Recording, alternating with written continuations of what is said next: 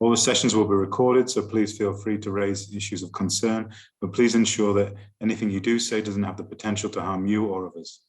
We do have sign language, so please, all presenters, please speak clearly and slowly so that they can keep up. Without further ado, I'd like to pass the mic to our moderator today, Dr. Georgina Lloyd, Regional Coordinator of Environmental Law and Governance at the United Nations Environmental Programme for Asia and the Pacific. Georgie, the floor is yours. Thank you very much, Robert, and I'm delighted to be here to moderate this session. To start this session, we're going to play a couple of quick video clips to give some context to the issues of the triple planetary crisis and the role that business plays in addressing this. So if I may first ask the technical facilitators to please play the videos.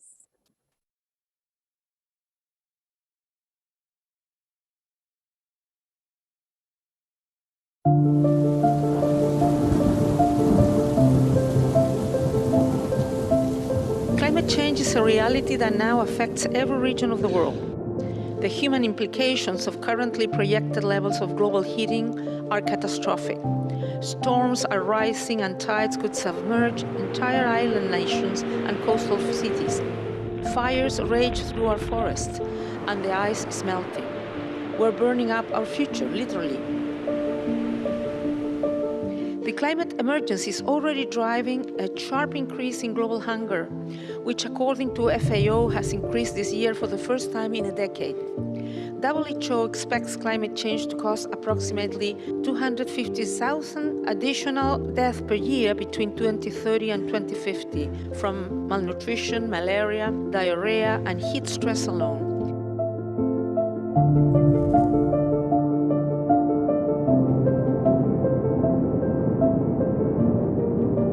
In many nations, chaotic weather patterns and other manifestations of our environmental emergency are already reversing major development gains, exacerbating conflict, displacement, and social tension, hampering economic growth, and shaping increasingly harsh inequalities.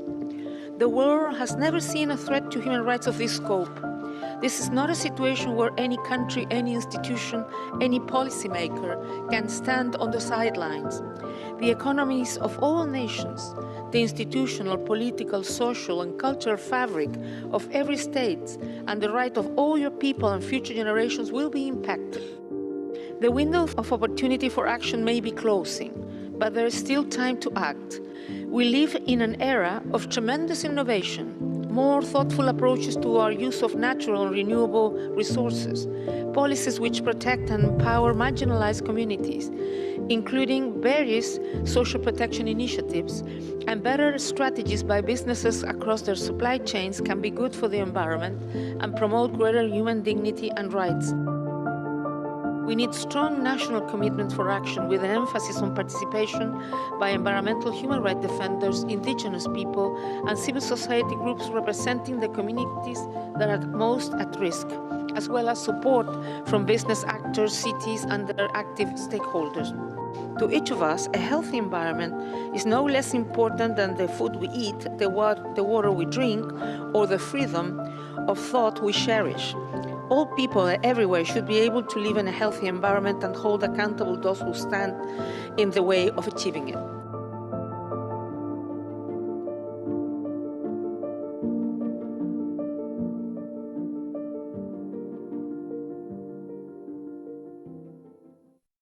Climate change is a threat to human rights unprecedented in its magnitude and scope, but it does not affect us all equally.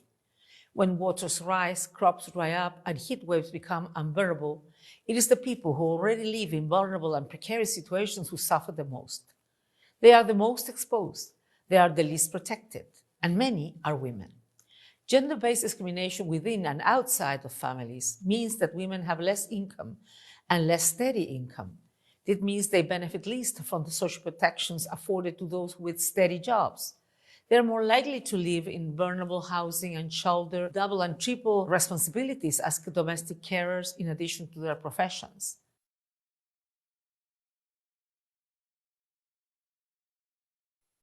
So I thought it would be best to leave it to the wise words of the High Commissioner to provide some broader context to our session. Our session today is delving into the triple planetary crises and the role that business has as duty bearers to address some of these really existential crises that we face. On the 8th of October, the UN Human Rights Council adopted a resolution that recognizes the human right to a clean, healthy, and sustainable environment. This resolution is critical as we seek to work for sustainable and responsible business practices. This resolution can embolden and support governments, legislators, courts, and citizen groups around the globe to take further action to implement their right to a healthy environment. It helps crystallize the legal entitlements of rights holders, clarify the obligations of duty bearers, and trigger accelerated environmental action that is needed. It also importantly anchors the work of environmental defenders squarely within the human rights framework, and the legitimacy it confers can help those persecuted for their activism. This right, or the recognition of this right, has important implications for business and the way in which business activities are carried out to ensure that the right to a healthy environment is upheld. We know, and we've heard already throughout this forum, that the private sector play an important role as duty bearers to uphold and respect all rights, including environmental rights, especially for vulnerable groups, including children and women and Indigenous peoples. While many businesses are stepping up their actions, recognizing the need for a fundamental shift for action to tackle the planetary crises, such actions also need to address human rights and the environment. And this is exactly what we will explore within this session: how business activities and the realization of the human right to a healthy environment can lead to sustainable development. It will explore the fundamental importance of the role of individuals and groups who work to protect the environment and the relationship between the private sector and those groups, including environmental human rights defenders. In this session, we have 3 speakers. The first of our 3 speakers is Lavetanalagi Seru, who is a climate justice activist and has a background in youth development, gender, human rights, and SOGIC inclusion in disaster risk reduction and humanitarian action. Lavetanalagi is the co-founder and coordinator of the Alliance for Future Generations, Fiji, a young people-led network on sustainable development. And Langi has held the role as vice chair of the 2021 United Nations Food Systems Summit, OHCHR 3. He's currently the Climate Justice Project Officer for the Pacific Islands Climate Action Network, or PICAN. This is a regional umbrella body for civil society organizations working on climate change across the Pacific. We also have with us Jacki Johnson, who is passionate about the role that finance can play in ensuring a sustainable and resilient Australia. Jacki has recently retired from her group executive role with Insurance Australia Group, and is now an advisor to the group on climate sustainability and resilience. In this capacity, she holds the roles of co-chair of the United Nations Environment Programme Finance Initiative, co-chair of the Australia Sustainable Finance Initiative, and STEER co-member Resilient Sydney. She is the non-executive director of the Community First Credit Union and member of the CFCU Board Corporate Governance Subcommittee. Our third speaker today, who is having a few connection issues and I hope will join us soon, is Noeline Nepituluvu, who's a feminist grassroots organizer and policy analyst, activist, advocate, and movement builder, and spokesperson on climate change, sustainable development, gender equality from Fiji. She's the co-founder and political advisor for Diverse Voices and Action for Equality, or DIVA, an organization that promotes climate justice, reducing violence against women, human rights, and LGBTQI+ rights. For over 35 years, Noeline has worked to affirm and protect universal human rights and advance transformative approaches to gender, social, economic, ecological, and climate justice. Noeline works with and for all women and people in the Pacific and globally. So with those introductions for the stellar lineup of speakers we have in this session, I'm going to first turn to Lavetanalagi to ask a key question on what is the importance of business action to realize this right to a healthy environment, particularly for youth and future generations. How can the private sector partner with youth to address the planetary crises? So with that, Langi, over to you, and you have 10 minutes, please. Thank you so much, Georgina, and good afternoon, Mulavinaka, everyone. Thank you for this opportunity to share on the topic of climate change, the environment, and reaching net zero, realizing the right to a healthy environment. At the outset, I would like to acknowledge the work of the UN Office of the High Commissioner for Human Rights, states and other duty bearers, including businesses, but most importantly, the work of civil society, communities and other grassroots stakeholders on the important work to advance corporate and government accountability in the promotion of human rights and environmental justice. Foremost, I wish to reiterate the Pacific Leaders Declaration that climate change remains the single biggest threat to the livelihoods, security, and well-being of the peoples of the Pacific. And it could also hinder our commitment to progressing the implementation of not only the Paris Agreement, but also the full realization of the 2030 Agenda on Sustainable Development, or the SDGs. As most of you would know, climate change is a threat multiplier and has far-reaching impacts across all development sectors and on every fabric of our Pacific societies, and more disproportionately on vulnerable and often marginalized groups, including elderly people, single parents, persons of diverse sexual orientation, gender identities and expression, those living in informal communities, refugees, and those in climate vulnerable frontline communities. So how do we realize the right to a healthy environment in the context of climate change? And I would like to begin with the problem. The climate emergency, mass biodiversity loss, and ecological crisis that we're experiencing today is a symptom of capitalism. 100 companies are responsible for 70% of all carbon emissions, clearly allowing the companies the freedom to pursue profit at any cost is unsustainable and dangerous.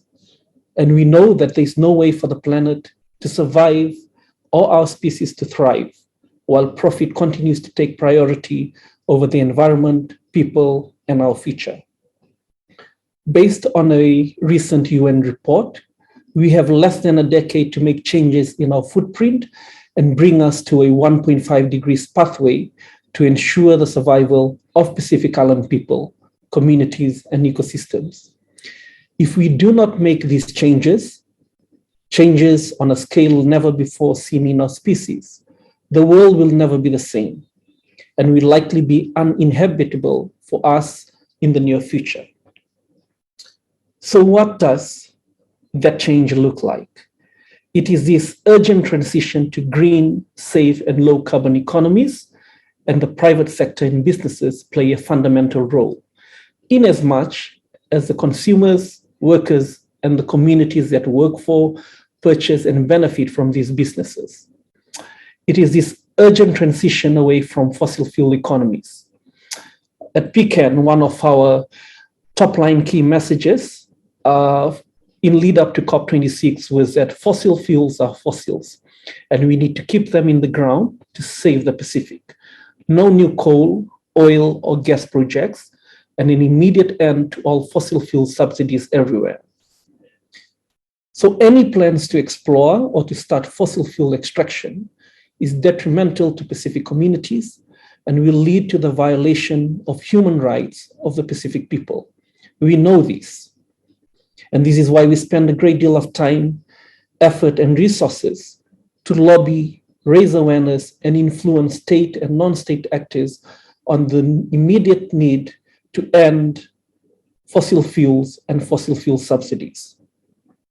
At the recent concluded COP26, we saw that there were many loopholes with the outcome, which serve the interest of fossil fuel corporates rather than protecting human rights. The watered down language on coal phase down not only allows continued coal use and production, but it doesn't also even mention oil and gas. And by focusing on net zero targets, it allows state parties to pursue carbon credits, which allow states to come up with false climate solutions that is predicated on unspecified technology breakthroughs. The outcome has inadequate environmental and human rights protection measures to climate change affected communities, including indigenous communities who are at risk of being evicted from their land to make way for these false solutions, such as carbon trading schemes. So while state remains the ultimate duty bearers for the protection of human rights, there is now a wide recognition that businesses should also respect human rights. Some multinational enterprises and extraterritorial corporations have become so powerful that they can surpass the financial resources that's available to middle-sized states. If we look to the case of West Papua, currently gold and copper mining, oil and gas extraction, and palm oil plantations are being promoted and permitted under the Indonesian colonial rule, and with strong interest from extraterritorial companies. And these are not only destroying West Papua's natural environment and contributing to the global climate and ecological collapse, but it's also violating the rights of indigenous people of West Papua, where human rights abuses have been reported and massive displacements of indigenous communities have taken place. So we need to push back against these harmful and illegal actions, and the growing civil society voices have been highlighting these issues for the past 50 years. And this is where the guiding principles of business and human rights become useful as an instrument to hold states and businesses accountable, defining concrete actionable steps for governments and companies to meet their respective duties and responsibilities, to prevent human rights abuses in company operations and provide remedies if such abuses take place. For a long time already, concerns have been raised about malpractices related to labor rights, health and safety at work, and the use of child labor by some businesses, in which are cases we would often hear in the media reports post-climate-induced disasters here in Fiji and the Pacific. So the effects of business practices on human rights have become a central issue for human rights protection. They have a significant impact on the way we live our life and enjoy our human rights, whether it is as an employee or as a customer or simply living alongside these businesses and companies that share our cities and towns. And so it is encouraging to see that there is a growing body of businesses who are becoming more aware of the impact of the activities on human rights of people. Aside from it being the right thing to do, it also makes good business sense to respect human rights. Businesses can find themselves involved in lawsuits, suffering reputational damages and harm, and missing out on business opportunities and investment, as well as the chance of recruiting best new employees. To conclude, capitalism and mainstream neoliberal economics simply cannot deal with the unprecedented systematic depletion of planetary ecosystems and environmental resources that we're experiencing today. I finally want to share the Historic Human Rights Council decisions in the last month, the first being the resolution to recognize the right to clean, healthy, and sustainable environment as a human right, and the second being the adoption of a resolution establishing the new special rapporteur on the promotion and protection of human rights in the context of climate change. These resolutions are especially important for people and communities who suffer disproportionate impacts of environmental degradation, including women, elderly people, children, indigenous communities, and other climate vulnerable and often marginalized populations. We know that everyone's health and quality of life depends on clean air, safe water, sustainably produced foods, and a stable climate, and a healthy biodiversity and ecosystem. Therefore, it's all our effort that it requires us to work closely together to promote business, the business and human rights of communities. And it also makes good business sense to curb global carbon emissions and adopt human rights frameworks that aims to protect and promote the human rights of workers, consumers, and communities. With that, I thank you all for listening in, and I look forward to the Q&A session. Thank you. Thank you very much, Langi. And you presented very clearly the arguments for the need for businesses to address human rights and to address within their core business practice, within due diligence processes, the need to understand the human rights implications of business action.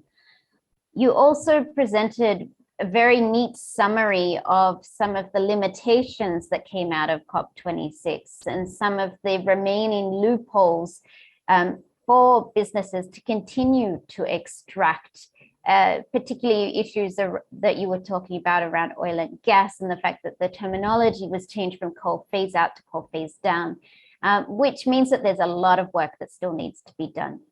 We still have a long way to go to ensure that business practice is adequately addressing the climate crisis and that we can stay on the 1.5 degree Celsius trajectory. So thank you very much for that, Langi. I'm now delighted to hand over to Jacki. And I have the question I am going to pose to Jacki is, can you share with us some good business practices which support the realization of the right to a healthy environment, and how can these practices ensure also the meaningful participation of stakeholders? So Jacki, over to you, please, for 10 minutes. Thank you, Georgie. And before I start, I would like to acknowledge the Australian land that I am sitting on and the land of the Wadi Wadi people of the Tharawal Nation under the beautiful Illawarra escarpment, and recognise their elders, past, present and future, and the lessons that we learn every day from our Indigenous people here in Australia on this very important topic of human rights, health and climate change. I'd also like to reference my fellow panellists, because I too agree that what we're experiencing is the symptoms of capitalism. And when the money you made became more important than how you made the money. And I think this is shifting, and companies are realising this, investment markets are recognising it. And I think the misunderstanding that fiduciary duty of companies, and particularly board of directors, was specifically about shareholder return, has had a lot of attention in the last 2 years. And here in Australia, New Zealand and many other countries, it is being recognised the responsibility is to all stakeholders, not only the shareholders of the company. And I think shareholders are realising that short-term profit does not mean long-term value of a company or society. And we probably need to be reflecting on putting business as the centre of a hub and spoke model in society and an economy is not for long-term success of protecting people who ultimately are the people that are here for businesses to serve. For me, I became very interested in the whole topic of climate change and health through my original health background, but also as an executive in an insurance company. I was always having to respond to the increasing weather events in both New Zealand and Australia. And I agree with the video that highlighted it's often the most vulnerable people who are vulnerable from the increasing weather events that impact on their physical and their mental health. And when I reflect on what was the game changer for Insurance Australia Group, it was when we started to recognise that helping all our people understand the purpose of the company away from making profit was actually a way of getting cultural change, and it changed the processes that we had that would engage broader stakeholders to recognise the importance of health and climate change. And so over the last decade in particular, we have focused on the purpose of making your world a safer place, recognising that over 95% of investment in Australia and New Zealand in particular, and it is no different across the Pacific, is often in recovery efforts after a major event, and not enough going into how do we mitigate and prevent the climate change to start with.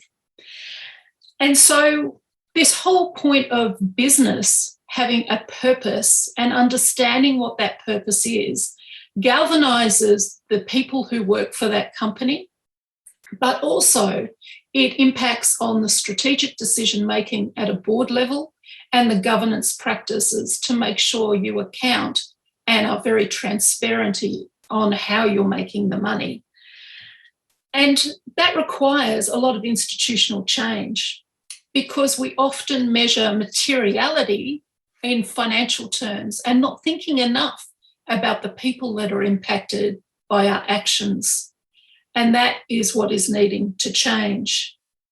And as my previous panellists said, employees will become very selective who they will work for if they do not see you caring enough about the people you serve, both employees and customers, and your supply chain. The link between climate and health emphasises the systemic nature of the challenge and the interdependencies across the Sustainable Development Goals. In Australia, we cannot forget the summer of 2020 when the bushfires were right across the country, and it resulted in increased hospitalisation of people with asthma in particular due to air pollution. And what this means is we really have to understand how all the social and environmental parts of the Sustainable Development Goals are so connected.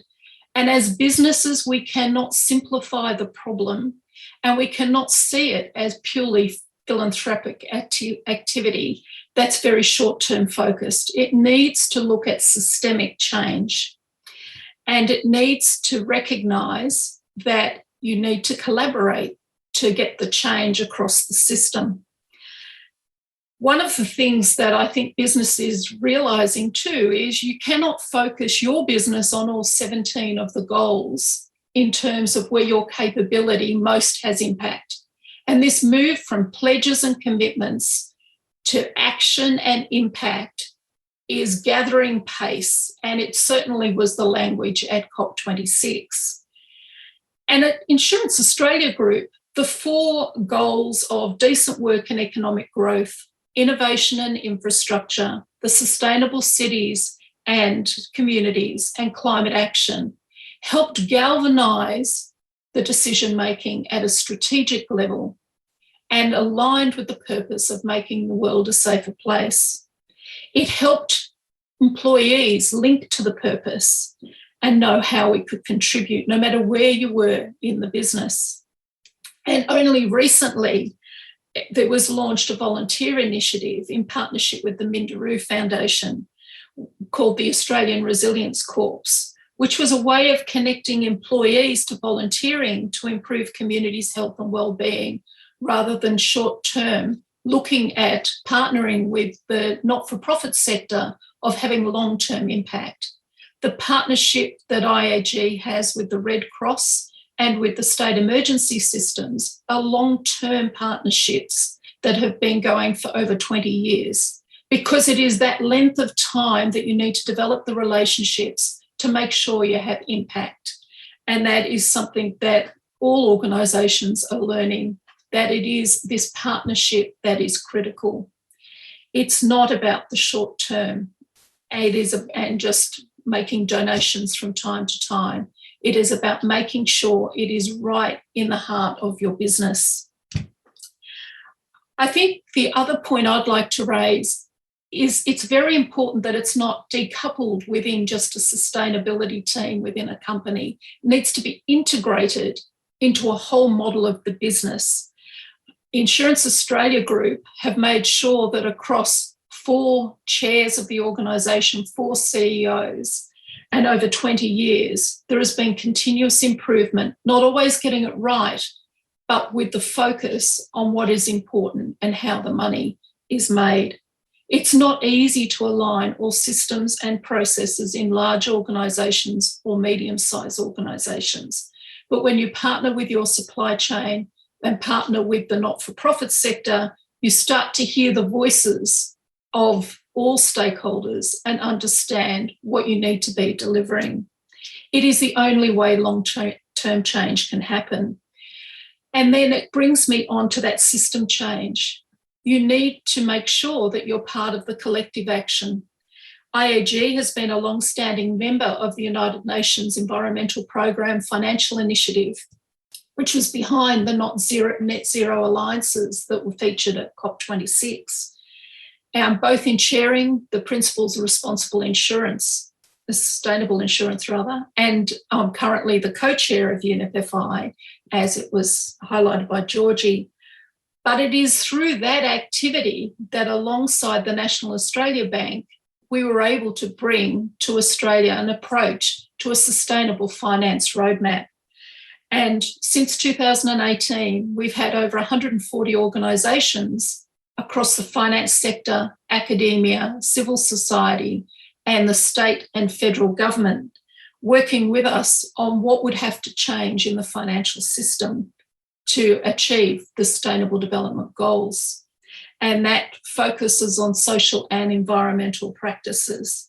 And last November, this roadmap was released and the hard work has now begun, because really what now needs to happen is implementation, and a new board of ASFI, which is called the Australian Sustainable Finance Institute, has been launched. And we have the banks, insurers and investors working together with the prudential regulator to make sure that we have a finance system that focuses on leadership and strategy, changing business practices, and building in resilience into the decisions that we make of how the money flows, and building capital markets for the Pacific and Australia and New Zealand so that we can focus on the Sustainable Development Goals and achieve it by 2030.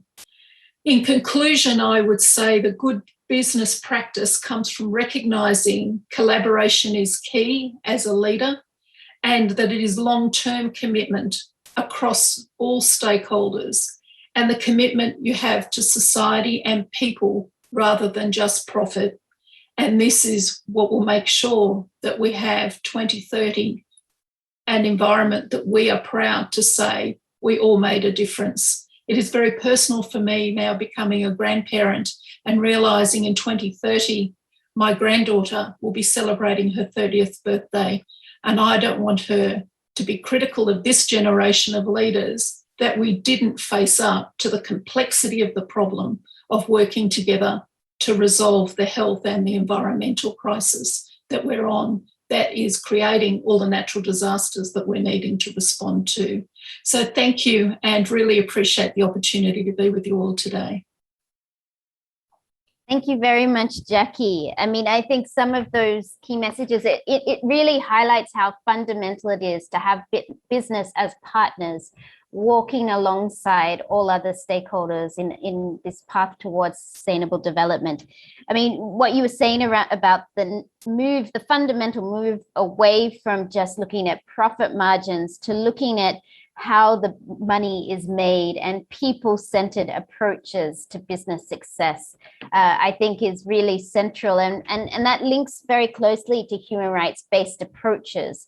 And the fact that environmental sustainability is really a foundational element to achievement of all the sustainable development goals, as equally human rights-based approaches are essential for achievement of all of those sustainable development goals, as we seek to leave no one behind, and really integrating those core principles of environmental sustainability and human rights-based approaches into both business practice as well as the actions that are taken by all stakeholders will mean that we are on a better trajectory to actually achieve the SDGs. Also, your message about how necessary it is to have a long-term outlook, that businesses must change from short-term financial gains to longer-term outlook of sustainable practices. Those were some of the key things that I took from your intervention. Thank you very, very much. So I'm now going to turn to our third speaker, Nolene. And the question I'm going to pose to you, Nolene, is how do we ensure that the disproportionate impacts of environmental harm and climate change on vulnerable communities is addressed by business? I mean, we've heard in both of our speakers, as well as the video that we heard at the beginning, recognize that there are increased risks that are posed to certain communities in society. And so how can businesses also ensure that responsible practice upholds environmental rights and addresses these disproportionate impacts of environmental harm on those communities? Thank you so much, Nolene, and you have 10 minutes. Thanks very much. I'm going to start, and then hopefully I'll still have 2 minutes left at the end to show one slide as a practical example of this cross-sectoral work that we're trying to do on this very issue. But I wanted to say the first thing maybe to say is that we should be really clear, whoever we are, on our political intent. When we say that we're working in terms of human rights, or we say that we're working for gender justice, one of the things that, you know, myself as a woman from the Pacific, or a feminist activist from the economic South, what I want to be clear about is that for me, what's important is that we're talking about justice and human rights across all the territories. So that means the territories of the body, of collectivities, of our homes, of our schools, of our environment, of the institutions within our societies, and ultimately the justice in terms of the ecosphere. And one of the things that we try to do, you know, if we're talking about practical tactics and strategies, and this is whether we're in government or working outside government, in social movements, or in businesses, is that we have to be clear on what some of those concepts that help us to do that. I mean, one of the things that I maybe wanted to start with is to say, can we be really clear? The issue is not about whether a business has some human rights policies or some equity practices that we can see within their organization, because it's the difference between, say, a container and the content of the container. So, for instance, if someone is if someone has an equitable workplace, that's a wonderful thing. But if they're then going out and polluting the environment, or there's extraterritorial impact that they're having on another country from mining or from some other activity, then obviously we have to really look at what we mean by justice and equity and human rights, because what we're talking about is social, economic, and ecological justice and human rights. So that's kind of, you know, jumping off from that point, I think one of the, you know, the sets of things that I wanted to raise is that we really have to look at, you know, the trajectory of business development. And we have to look at the ways that development has often become corporatized, and that we've got to be careful about regulation and about the role of the nation state. When someone like me looks at a nation state, we're saying you are the primary duty bearer. But it is in your role then to be able to make sure that all of us, whether we are business sector, whether we are government, whether we are civil society, are working for the peoples of the world, for the majority peoples of the world. And that when we say that, that's why we have these wonderful concepts that have come through so much of the multiple forms of knowledge for movements. And that includes concepts like intersectionality, where we're looking at all of the different identities that people have and saying, these things don't have an impact on people in the same way. So LGBTQI people need to be taken into account, and these sound like common sense things. But when we're working on it in terms of business and human rights, we have to be really coherent and diligent and have the accountability mechanisms in place so that we can really say that we are trying to do that. And I hear kind of a lot of window dressing often, where we do the work of branding ourselves as a company that is maybe inclusive or diverse, or we use the right language. But in terms of human rights, and let's just take climate, for example, there's a very big difference between brown solutions that are done up with a nice, pretty green ribbon and those that actually are holding ourselves to account, whether we are the business in question or whether we are the government who is making sure that the adequate regulations are in place. And that's not just the specific EIAs and other things that need to happen in terms of environmental policies, but that's also things like, what kind of social policies do we have in place? What are the fiscal responsibilities within the country? What are the kinds of economic policies that make sure that those whose land has been taken from them, maybe in the past, maybe through systems of injustice or coloniality, that we are also talking about that? Because one of the things that all of us are required to do now is to very, very quickly start to move on issues of loss and damage. And we saw that very much at COP26. One of the things I was really grateful about is making sure that loss and damage couldn't be not spoken about, couldn't be invisibilized, and that more and more we are moving concretely towards a facility for that. But also at the Human Rights Council level, that what we are saying is we need a binding treaty on transnational corporations and human rights. From the local to the national, to the regional, to the global, we need coherent mechanisms. And that means that we're not just talking about environmental policies siloed over here, and then we're not doing the work on, say, biodiversity loss, or we're not doing the work on gender and human rights. What does human rights and business mean in a region, for example, where we have the highest per capita rates of violence against women in the world? There is a direct link and an indirect link.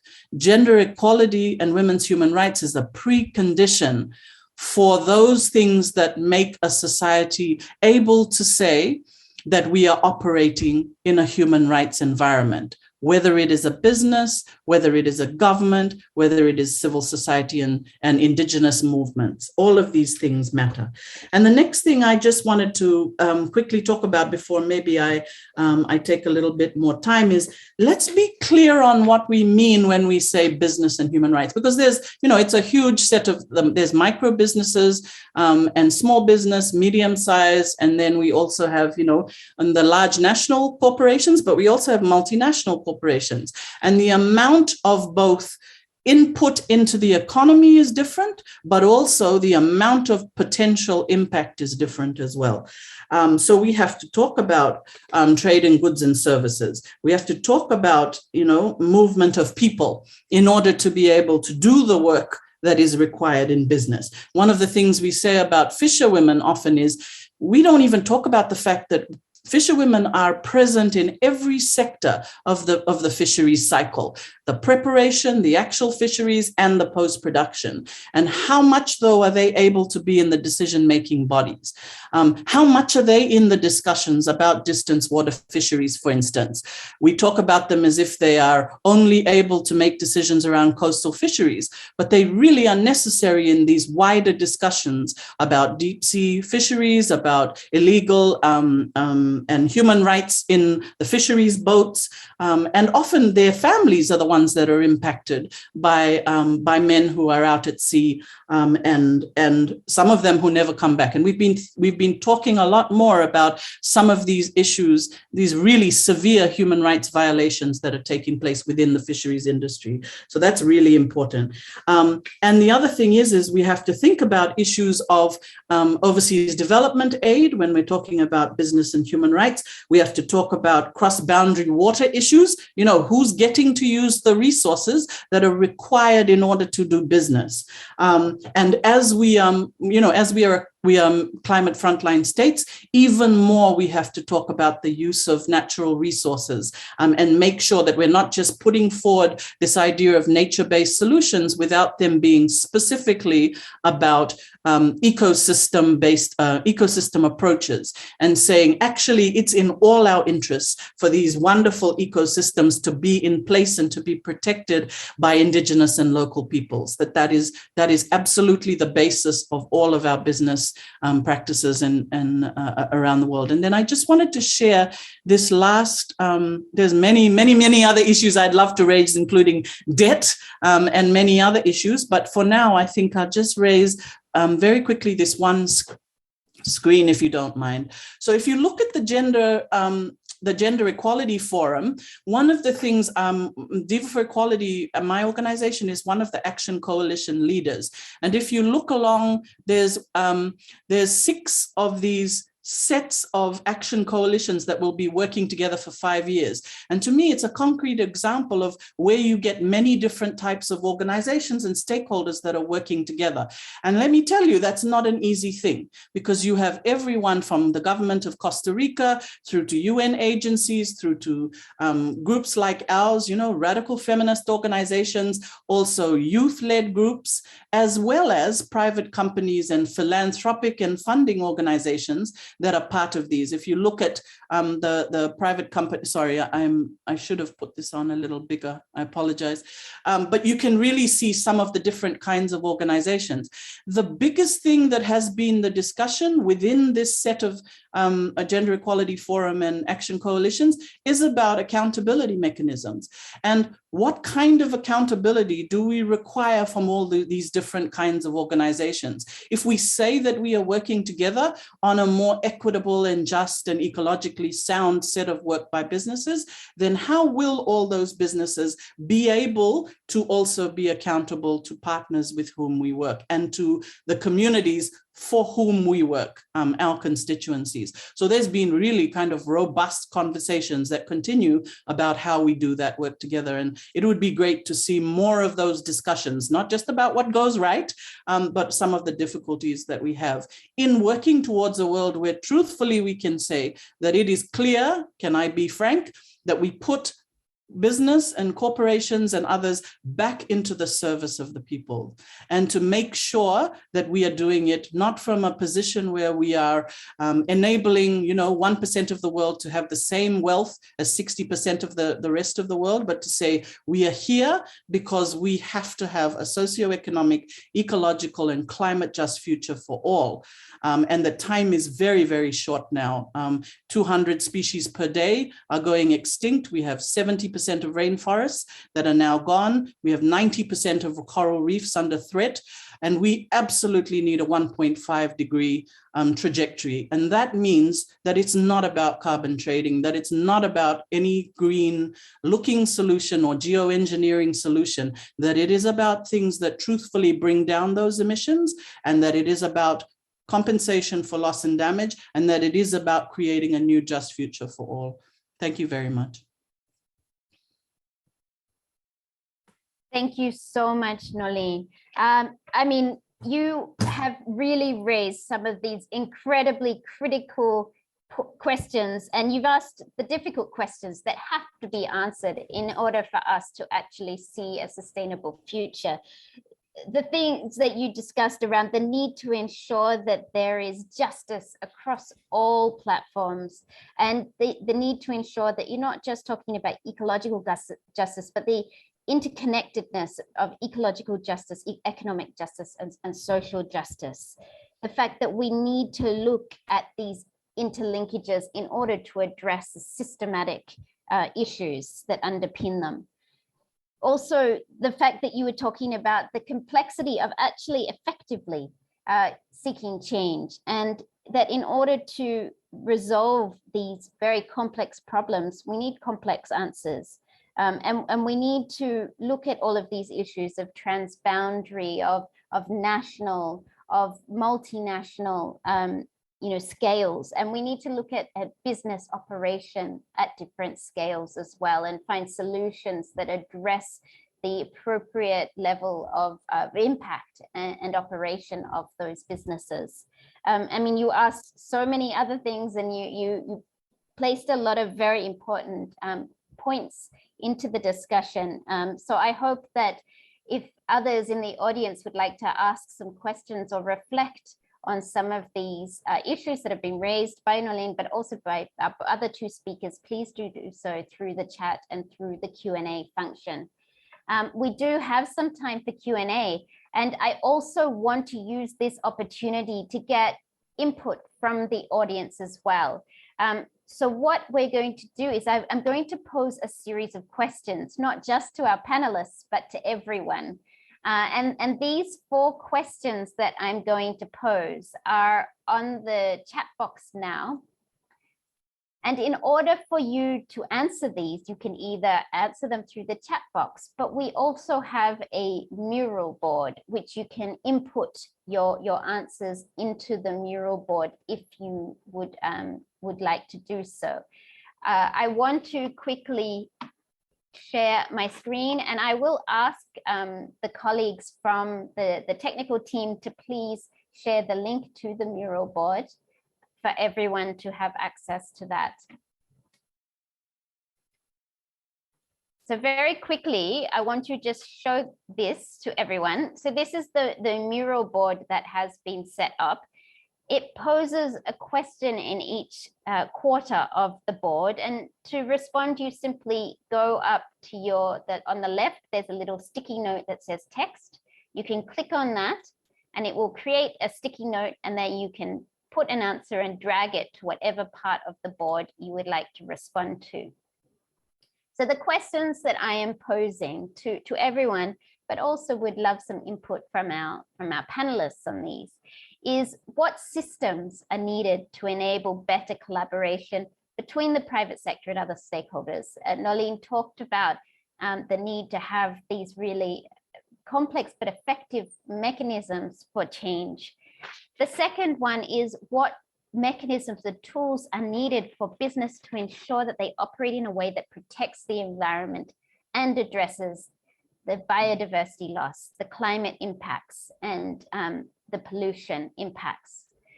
The third question is, what responsibility does the private sector have to ensure a healthy environment and climate stability for current and future generations?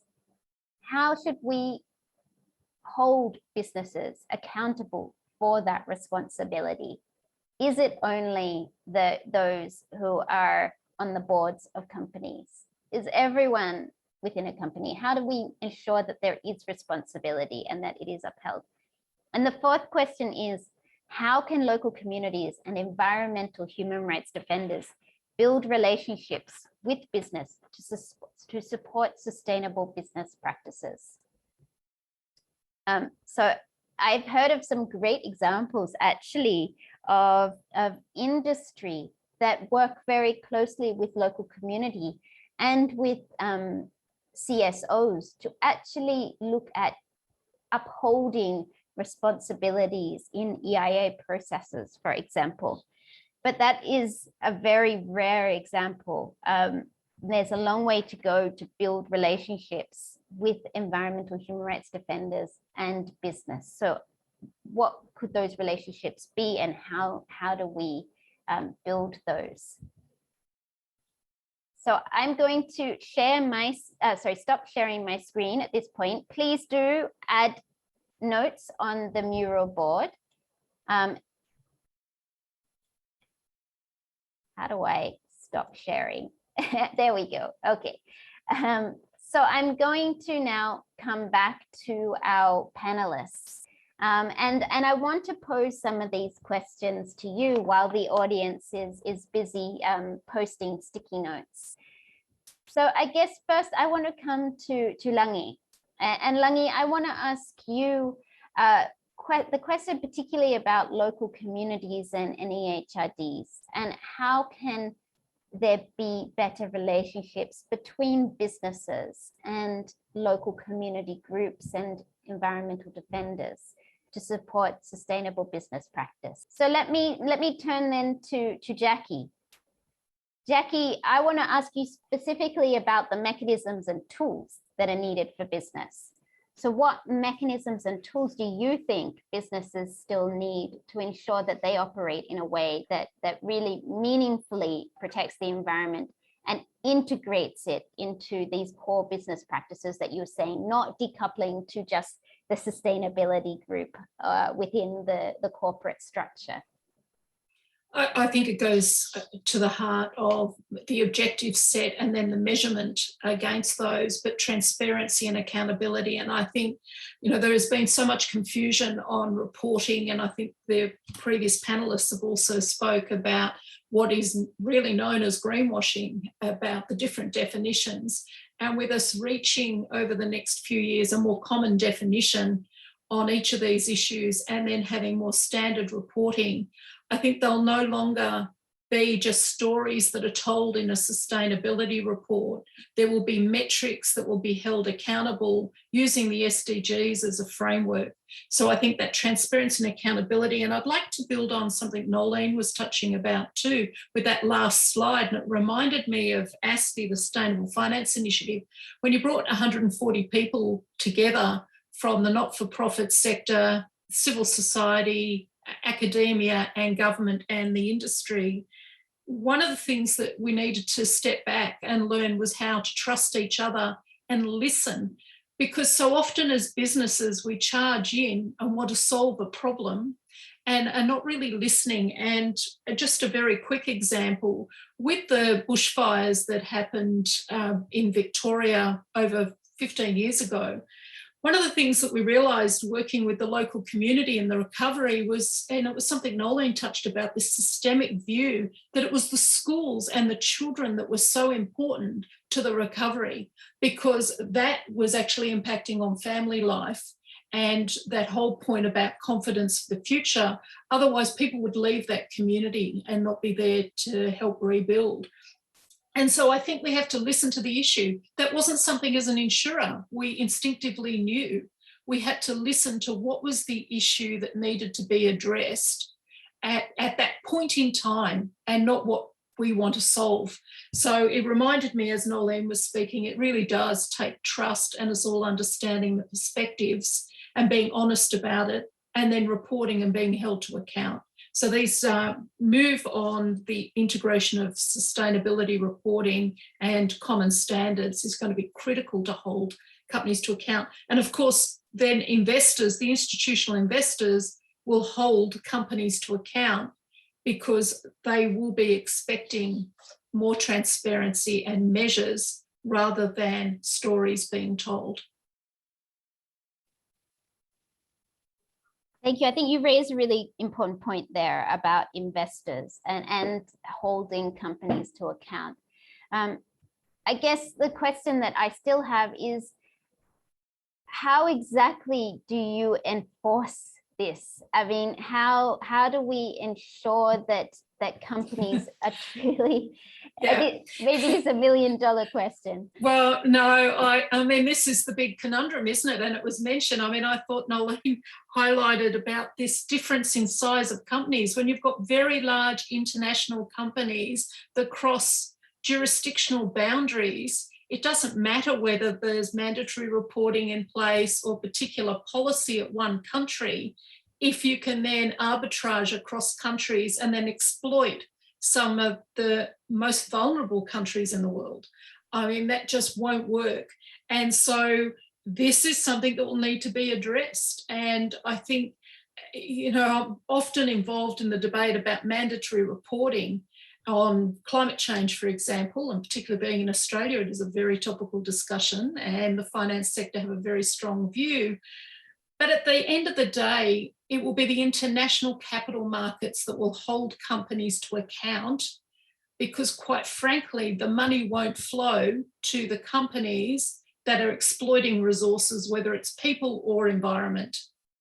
And yes, we'll need legislation, but at the end of the day, you need to make companies account for how they're making their money.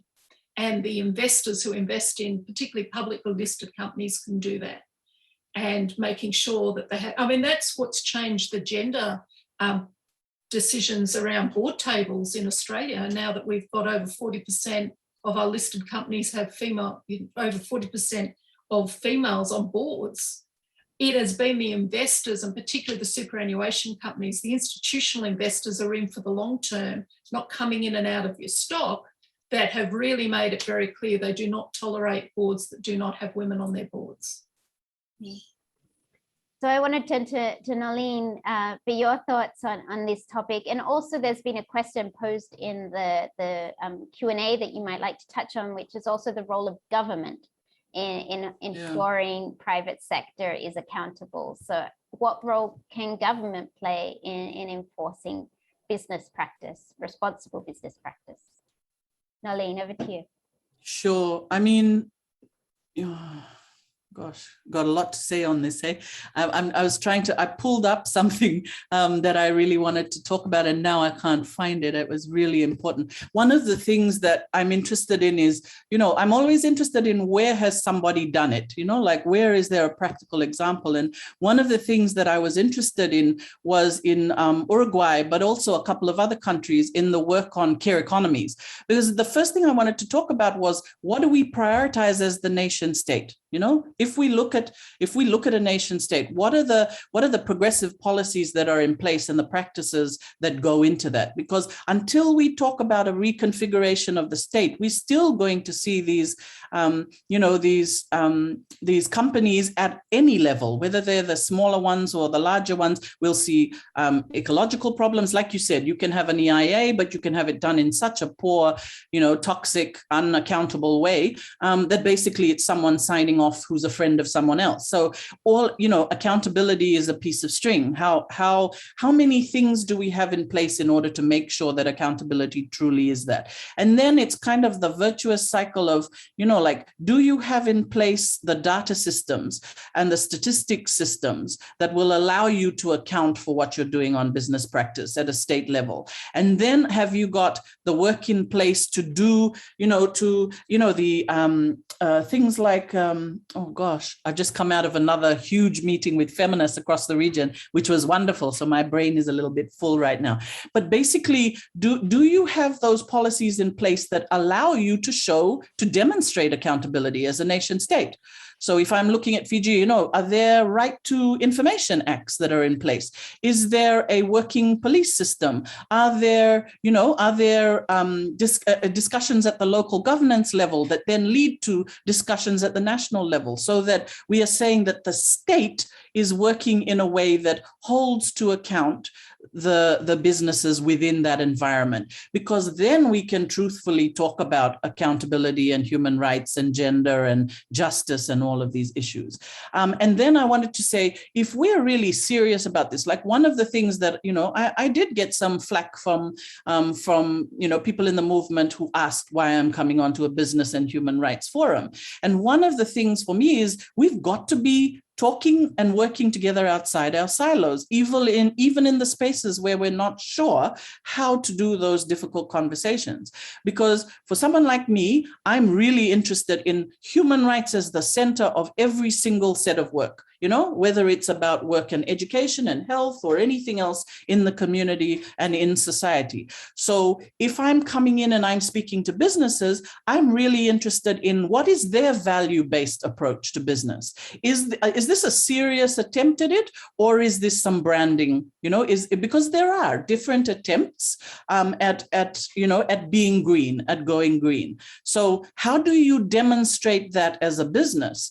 Do you make the attempt to get to know social movements within your own national environment? Because I see a lot of kind of businesses that have a lot of access to governments to policymakers, but they're not exactly interested in talking to us who've been here for 10 years, working with women on the ground in urban, poor, informal, rural and maritime areas. So how do we create those really positive, useful conversations, but if they're difficult, so that we can move to a new place. So I think that's kind of, there's a few more probably that I would put on it, but I just say also, it requires being clear that we are talking also about debt, that we are talking also about aid, that we are talking about all of the geopolitics of finance that are the heart of how people do business in the modern world.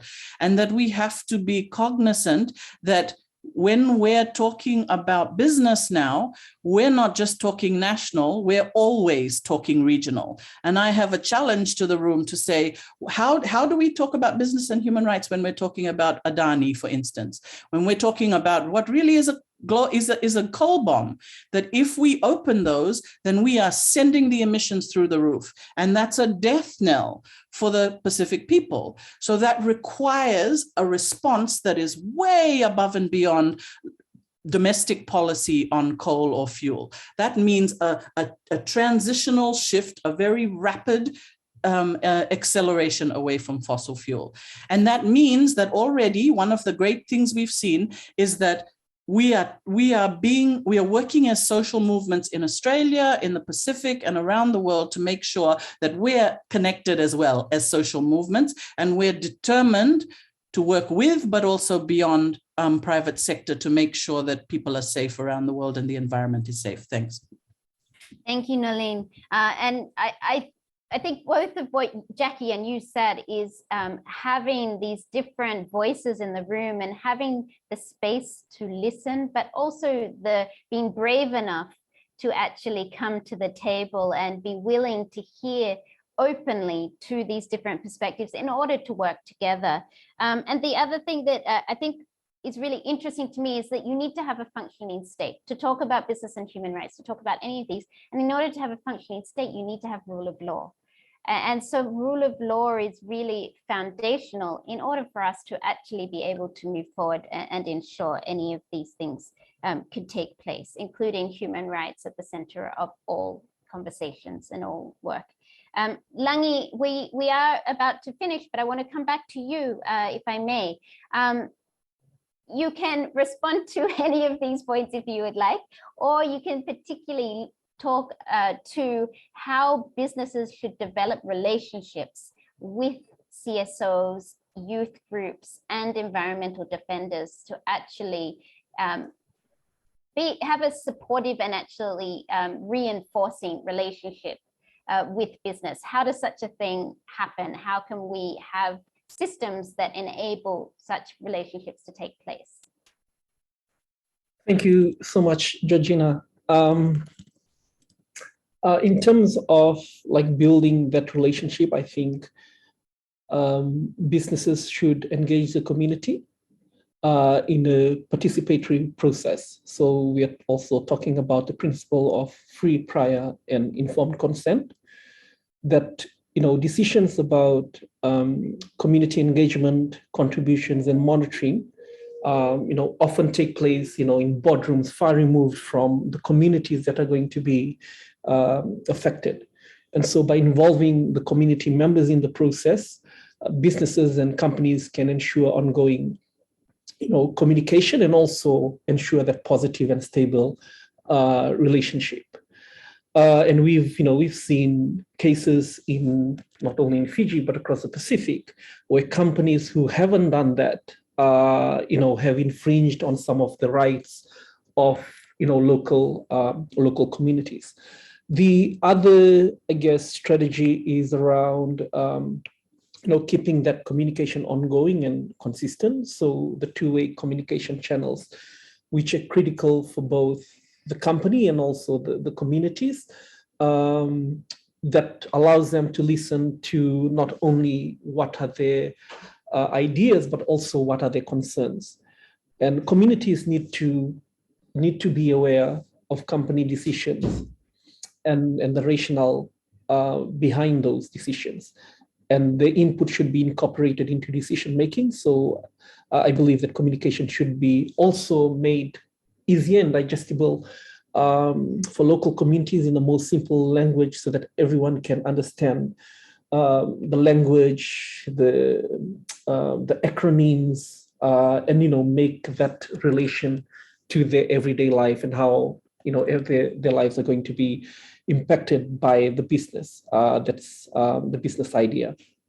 The other strategy, I think, to sort of strengthen between local communities is to develop relationship with community leaders. Companies can really begin to build trust by developing this relationship with not only community leaders, the chiefs, but also women leaders, youth leaders, those who work in the education and the health sectors within the community. You have traditional, for instance, in Fiji, we have their own traditional roles. You have the fishermen, they have the Turanga, which is a chief, the South Turanga, and they're represented by men, women, but also youth play a critical role in this traditional role. So informing them and getting their blessing, both the formal and informal leaders can ease conversation with much larger groups within the community, and this inclusion and engagement of the broader community is essential. So relationship with leaders can also help company and business decision makers comprehend the community culture, the dynamics, expectations, and also the behaviors of community. I guess those are some of the strategies that I can share. Thank you. Thank you very much for sharing those, Langi. And I just want to also quickly reflect on some of the input that has been provided into the Mural Board. Thank you very much to everyone who has provided input there. There are good suggestions on in terms of what responsibility does business have to actually ensure a healthy environment and climate stability. Some of the input has been that there's a need to actually come back to a values-based approach. Coming back to core values and that we need to integrate those core values into all of the practices. Another insight is that making sure that there are relevant policies and mechanisms that are transparent for public to access. There's also suggestions that people tend to follow the leader, and so those in positions of leadership in the private sector need to ensure that their daily choices are keeping in mind the climate crisis and a sustainable future. Also, some input on what systems are needed for better collaboration between the private sector and other stakeholders. Suggestions around the need for actually using agreement mechanisms like memorandum of understanding or memorandums of agreement with business and in any project agreements. And then also suggestions around mechanisms and tools that are needed, particularly suggestions around monitoring of conduct through independent NHRIs. And NHRIs do play a very important role here in monitoring. So those are just some of the inputs that have been put in the Mural Board. Thank you very much. And I want to say a huge thank you to all of our speakers and panelists in this session. Your insights have been incredibly important. And I hope that everyone listening has plenty of time to reflect on the points that have been provided and hopefully take action on those points. So with that, thank you all again. Please do continue to put into the Mural Board if you would like, and we will take note of that. So I would like to hand back now to Robert. Thank you very much, Robert. Thank you very much, Georgie, and thanks for this truly interesting session that's so relevant to our Pacific region.